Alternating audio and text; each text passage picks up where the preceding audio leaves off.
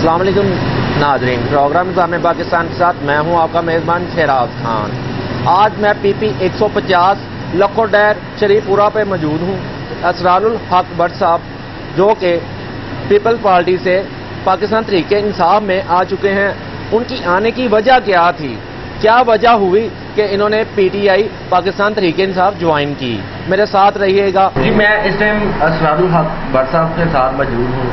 ان کی اگر بات کی جائے تو یہ کسی تعارف کے محتاج نہیں ہے۔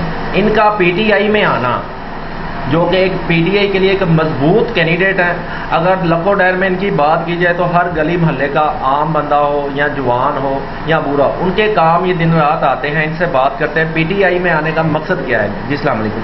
جی بس اسرار الحق بٹ صاحب، آپ کو جیسے کہ ماشاءاللہ پہلے تو مبارک ہو، آپ پاکستان تحریک انصاف میں آئے ہیں، کیونکہ وہ ایک مضبوط پارٹی کا نام پاکستان تحریک انصاف ہے۔ جی اس میں آنے کی کیا وجہ تھی؟ جی اصل میں آپ نے بڑا اچھا سوال کیا۔ میرا تعلق 25-30 سال سے پاکستان پیپل پارٹی سے تھا، تو ہم بھٹوازم کو ماننے والے ہیں۔ میں سمجھتا ہوں کہ پاکستان کو ایک بھٹو کی ضرورت تھی۔ جو بھٹو کا ویژن تھا وہ پاکستان پیپل پارٹی اس سے ہٹ چکی تھی۔ پیپل پارٹی اب بھٹو کی جماعت نہیں رہی۔ وہ ویژن ہم نے عمران خان صاحب میں دیکھا کہ آزاد پاکستان، ہم کسی کی غلامی برداشت نہیں کر سکتے۔ جیسے کہ عمران خان صاحب نے نئے پاکستان کا نعرہ لگایا، اس کے بعد انہوں نے ایک مضبوط اور آزاد پاکستان کا نعرہ لگایا، تو ہم ان کے اس ویژن کو دیکھتے ہوئے ہم نے پاکستان پیپل پارٹی میں پورے خاندان نے شمولیت اختیار کی، اور ہمارے بہت سارے دوست اور جو پاکستان پیپل پارٹی سے تعلق تھا وہ ہمارے ساتھ پی ٹی آئی میں شامل ہوئے۔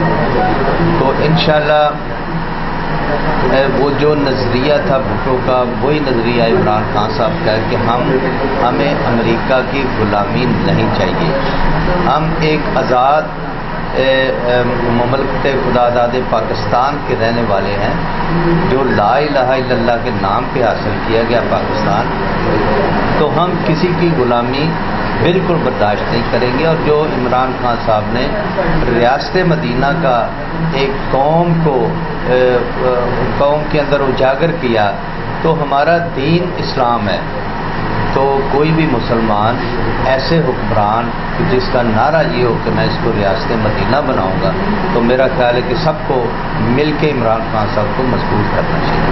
اچھا بٹ صاحب، یہ بھی بتائیے گا جب آپ کی ملاقات ہوئی پاکستان تحریک انصاف کے چیئرمین عمران خان صاحب سے، تو کیا ان کے ساتھ کس طرح کی آپ کی باتیں ہوئیں، کیسے لگے وہ انسان آپ کو؟ جی وہ میں نے جو دیکھے بڑے سادہ طبیعت تھے، اور اس وقت بھی انہوں نے ہاتھ میں تسبیح پکڑی ہوئی تھی اور ساتھ ساتھ وہ پڑھ بھی رہے تھے، تو میں سمجھتا ہوں وہ ایک درویش صفت انسان ہے، اور واقعی حقیقی معنوں میں ہم یہ کہیں کہ یہ نہیں کہ ہم پی ٹی آئی میں شامل ہو گئے، اس لیے جب بندہ کسی کے قریب ہوتا ہے، کسی کو دیکھتا ہے، تو تبھی پتہ چلتا ہے۔ عمران خان صاحب واقعی ایک سچے مسلمان اور مسلمانوں کے ایک دلیر لیڈر ہیں۔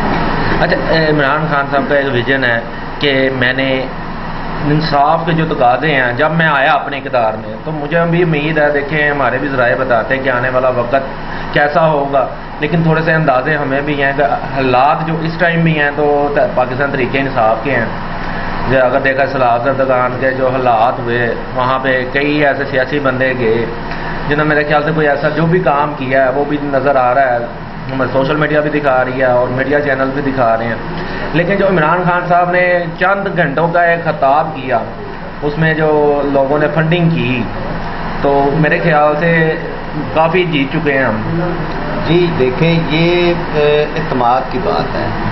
قوم نے عمران خان صاحب کے اوپر اعتماد کیا اور انہیں ایک سچا اور ارادے کا پکا لیڈر پایا، اور یہ اعتماد کا اظہار ہوتا ہے کہ اگر کوئی لیڈر، کوئی اپنی پارٹی کا قائد کوئی بھی قوم کو جب آواز دیتا ہے کہ چاہے وہ سلاف زدگان کے لیے ہو، چاہے ملک کے اندر کوئی بھی مشکلات ہوں، جب کوئی لیڈر قوم کو آواز دیتا ہے اور قوم اس کی آواز پہ لبیک کہتی ہے، تو اس کا مطلب ہے کہ قوم اس لیڈر کے اوپر اپنے اعتماد کا اظہار کر لیا۔ اگر دیکھا جائے تو جو آج کل کے جو پڑھے لکھے انسان ہیں وہ پاکستان تحریک انصاف کا ساتھ دے رہے ہیں، اس میں کیا وجہ ہے؟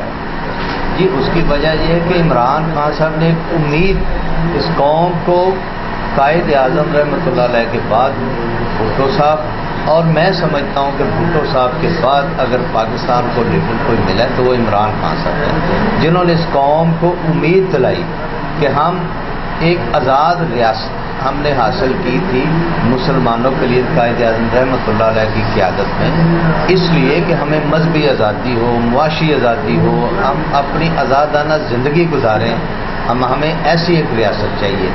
تو وہ نعرہ اب جو امید قوم کو، نوجوانوں کو، بوڑھوں کو، خواتین کو جو امید دلائی ہے عمران خان صاحب نے، اس لیے میں سمجھتا ہوں کہ سب ان کے پیچھے۔ اچھا، آپ کے کہنے کا مطلب سمپل یہ ہم کوئی آپ کا غلام ہے جو ایک نعرہ بلند ہوتا ہے؟ میں نے اکثر دیکھا ہے کافی جگہ پہ میں جاتا ہوں، وہاں پہ وہ یہی کہا جاتا ہے، کیا ہم آپ کا غلام ہیں؟ بالکل یہی نعرہ تو قائد اعظم کا تھا کہ ہم کسی کی غلامی میں زندگی نہیں گزار سکتے، اور آج ہم 74-75 سال پاکستان کو بنے گزر چکے ہیں، تو اگر آج بھی ہم کسی کے غلام ہیں، اگر امریکہ کے کہنے پہ ہماری حکومتیں بدلیں، امریکہ کے کہنے پہ ہمارے حکمران تبدیل ہو جائیں، تو پھر تو یہ سوال اٹھتا ہے کہ کیا ہم آج بھی غلام ہیں؟